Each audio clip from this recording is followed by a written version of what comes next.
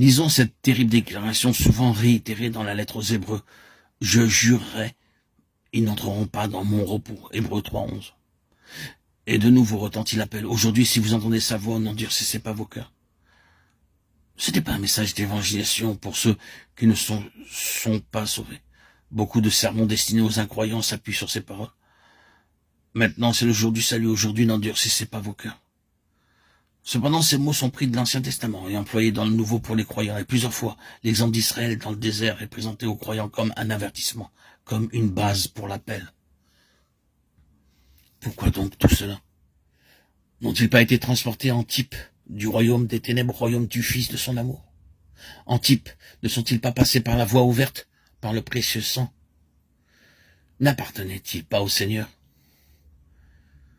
Oui, mais le danger pour eux, c'était que la gloire puisse partir.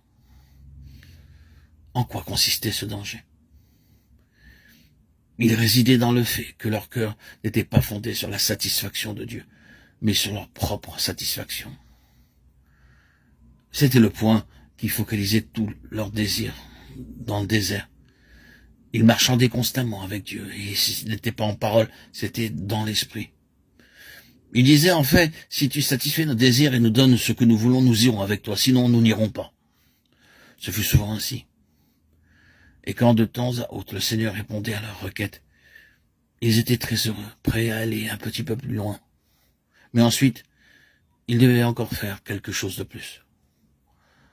Pour finir, Dieu leur a dit, assez de tout cela.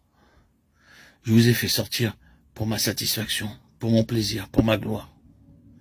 Ainsi, parce qu'ils négociaient avec Dieu, parce que ce fut toujours une affaire liée à leur satisfaction plutôt qu'à la sienne, la gloire est partie et la honte a frappé cette génération. Ainsi donc, le Jourdain doit être franchi. Et le Jourdain signifie une fois pour toutes, plénitude, finalité, surabondance. Il est Seigneur. Nous estimons que si un seul est mort pour tous donc sont morts, et qu'il est mort pour tous, afin que ceux qui vivent ne vivent plus pour eux-mêmes, mais pour celui qui est mort et ressuscité pour eux. 2 Corinthiens 5, 14, 15. À moins que ce problème ne soit réglé, il n'y a pas de gloire, aucune possibilité de gloire.